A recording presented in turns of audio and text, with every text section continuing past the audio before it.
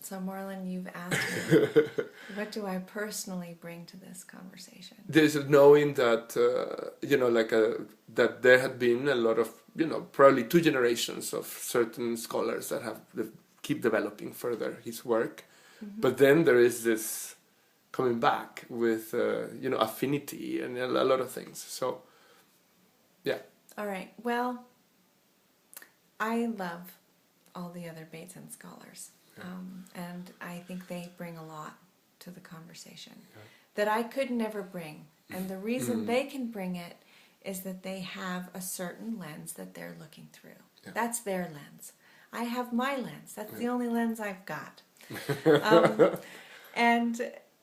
And I'm not an anthropologist, and I'm not a communication theorist, and I'm not a mathematician, and I'm not a biologist, and I'm not any of those things.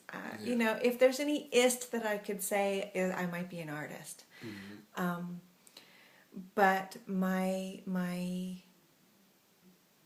approach is to be able to move through all of those different fields, and to do so with,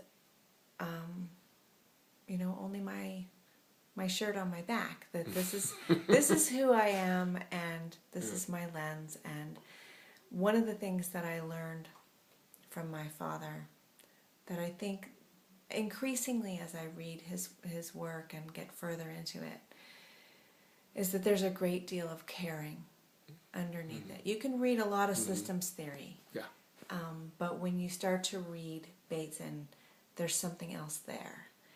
And it's a deep sense of caring. Yeah. So I saw he was taking risks. Oh, he was taking huge risks. Yeah. Big risks. Yeah. That chapter in Steps to an Ecology of Mind, Style, Grace, and Information, is so brave. Yeah. He went into biology, anthropology, aesthetics, art, culture, language, all at once, and turned them all sideways.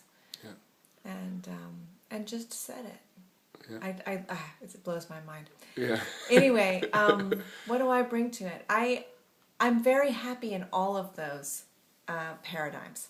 I love to be with anthropologists. Of course, I grew up in an environment of travel and in being in that rhetoric, and I'm comfortable with the terminology, and the same is true for communication theory. And I'm meeting next week with an amazing group of biosemioticians, and last week I was working in neurocognition, and this week we're doing improvisation and the nature of change. That's amazing. It's amazing. It's such an amazing opportunity.